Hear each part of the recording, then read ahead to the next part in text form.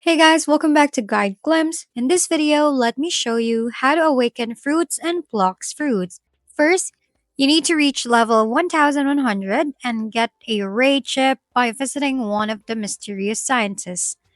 There are two. One is hidden on Hot and Cold Island in the second sea, and the other is at the castle on the sea in the third sea. After finding one, select the raid that matches the fruit you have equipped, then trade a fruit or spend 100,000 belly for a raid chip. Next, complete a raid to earn fragments, which you will need to awaken your fruit.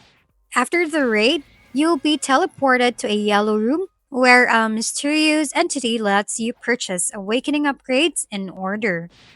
Z, X, C, V, F. That's it.